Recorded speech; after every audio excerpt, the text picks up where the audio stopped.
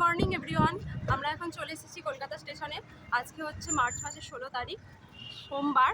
আমরা এখন কলকাতা স্টেশনের বাইরে দাঁড়িয়ে রয়েছি। এখন 10টা বাজে, আমরা পৌঁছে গেছি। আমাদের আজকে জার্নি স্টার্ট হলো কলকাতা স্টেশন থেকে সোজা কাশ্মীরের উদ্দেশ্যে। আমাদের ট্রেনের টাইম ছিল 11:45, আর ঠিক টাইম মতোই ট্রেনটা দিয়ে দিয়েছিল। আমরা তাড়াতাড়ি করে ট্রেনে উঠে পড়েছিলাম এবং একের পর এক স্টেশন ছাড়িয়ে সে নিজের গতিতেই এগিয়ে চলল। আমাদের এই দুদিনের ঠিকানা হচ্ছে এই ট্রেন জম্মু তাওয়াই। ট্রেনে একদমই সময় কাটতে চায় না, তাই আমি সঙ্গে করে একটা বই রেখেছিলাম যাতে কিছুটা টাইম অন্তত এটা পড়েই কেটে যায়। আমার পাশাপাশি ছেলে টাইম কাটানোর জন্য কিন্তু একটা খাতা নিয়ে গিয়েছিল কাশ্মীর ভ্রমণ লেখার জন্য। এইভাবেই আমাদের একটা দিন কেটে যায়। সেকেন্ডে রাত্রিবেলা একটা আন্টি আমাদের সকলকে হাতে মেহেন্দি করে দেয়, যেহেতু শুনেছিল আমরা কাশ্মীর যাচ্ছি আর বৈষ্ণব দেবী মাতা দর্শন করব, সেই কারণে। এই স্টেশনটাতে ট্রেনটা বেশ কিছুক্ষণ দাঁড়িয়েছিল, আর আমরা এই মিলিটারিদের গাড়িগুলো দেখতে পেয়ে কেউই আর লোভ সামলাতে পারিনি, তাই প্রত্যেকেই মোটামুটি নেমে পড়েছিলাম এগুলোকে দেখার জন্য। আমরা এখন হীরানগর স্টেশনে এসে দাঁড়িয়ে গেছি। সিগন্যাল পাচ্ছে না ট্রেন, সেই কারণে সবাই মোটামুটি বেরিয়ে পড়েছি। আমরা জানি না কখন গিয়ে পৌঁছাবো, এবার সবাই বিরক্ত হয়ে পড়ছি, দেখা যাক কি হয়। অবশেষে পৌঁছাতে পেরেছি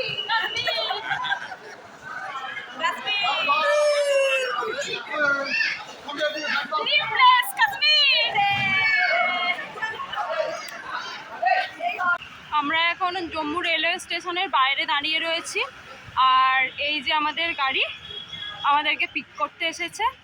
আমাদের ট্রেন প্রায় 3.5 ঘন্টার মতো লেট ছিল।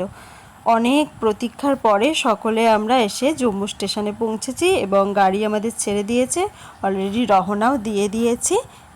1 ঘন্টা জার্নি করার পরে আমরা এসে পৌঁছালাম হোটেল দেবী মহলে। যদিও এই ভিডিওটা আমার পরের দিনকে করা, তার কারণ আমরা যখন হোটেলে ঢুকি তখন প্রচণ্ড বৃষ্টি হচ্ছে। বৃষ্টির কারণে আমরা মোটামুটি ভিজে গিয়েছিলাম, সেই কারণে সেভাবে ভিডিও হয়নি। আমরা এসেই একটু ফ্রেশ হয়ে নিয়েই লাঞ্চ করতে বসে গিয়েছিলাম, তার কারণ আজকেই ছিল আমাদের বৈষ্ণব দেবী দর্শন। বাইরে এখন বৃষ্টি হচ্ছে টিপটিপ করে, আর এই আমার হোটেলের রুম। এই রুম থেকে অর্ধকুমারী দেখা যাচ্ছে, এই দূরে অর্ধকুমারী।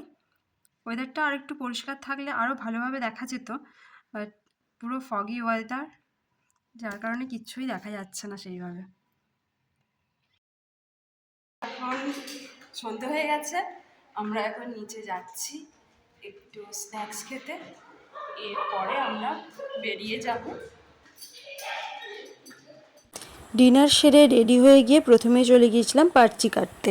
আর এই পার্চি কাটা কিন্তু অবশ্যই দরকার, না হলে এখানে পুরো নো এন্ট্রি করে দেবে।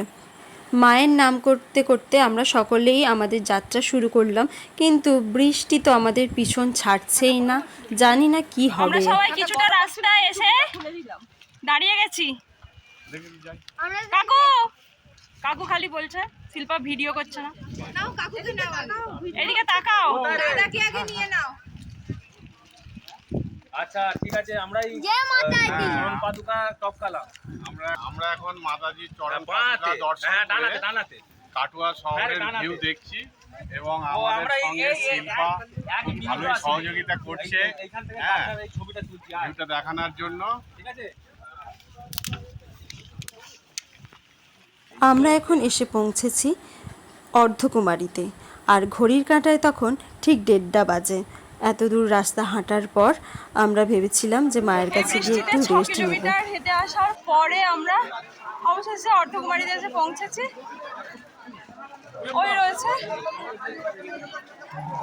মন্দিরটা, গিয়ে চলো দেখাচ্ছি ভালো করে। এটিই হলো অর্ধকুমারী। কথিত আছে মা নাকি এখানে এসে কিছুক্ষণ রেস্ট নিয়েছিলেন। এখানে অনেক রেস্ট নেওয়ার জায়গা আছে, আবার অনেকে চাইলে এখানে রাত্রিটা কাটিয়ে পরের দিনকে আবার যাত্রা শুরু করতে পারে, তার ব্যবস্থাও এখানে রয়েছে। আমাদেরও ইচ্ছা ছিল আধ ঘন্টা এখানে রেস্ট করে তারপরে আবার যাত্রা শুরু করা, কিন্তু বৃষ্টির কারণে সকল জায়গাটাই ভিজে থাকায় আমরা কোথাও বসতে পারিনি। এই অর্ধকুমারী এর পাশ দিয়ে একটু ভবন রয়েছে, এখান দিয়ে আমরা যাচ্ছি একদম ওপরে। বৈষ্ণব দেবীতে। মায়ের নাম করতে করতে আমরা সকলে এগিয়ে চললাম।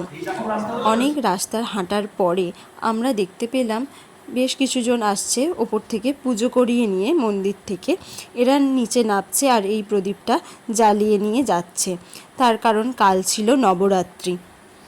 এখন ঘড়িতে বাজে ঠিক ভোর 5টা, আর মায়ের মন্দিরের এই আলোটা জ্বলছে দেখে আমাদের মনে আরও বেশি আনন্দ হয়েছিল।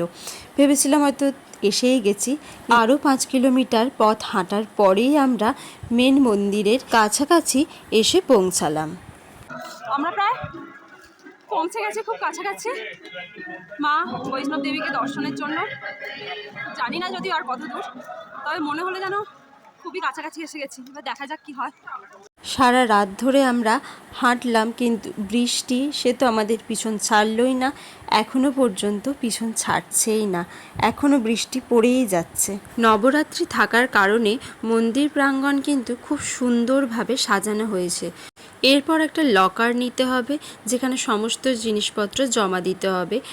মন্দিরের ভেতরে ফোন, ব্যাগ, বেল্ট, ক্যামেরা কিছুই অ্যালাউ নয়। আমাদের বৈষ্ণব দেবী দর্শন হয়ে গেছে। এরপর আমরা ফিরছি হোটেলের দিকে। পাহাড়ের ঢাল দিয়ে এবার নিচে নামবো। দেখো এই গোপালের কাছে আসছে বাবু, এদিকে। আর আমার মা এগিয়ে গেছে সেইখানে।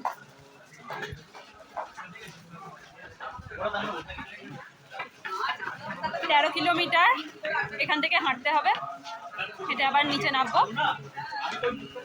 দেখা যাক কতক্ষণে পৌঁছাতে পারি। ওয়েদার এখনো খারাপ, এখনো বৃষ্টি পড়ছে।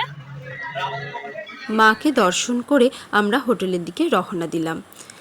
আজকের মতো ভিডিওটা এখানেই শেষ করছি। দেখা হচ্ছে আরও একটা নতুন পার্টে। আজকের মতো টাটা।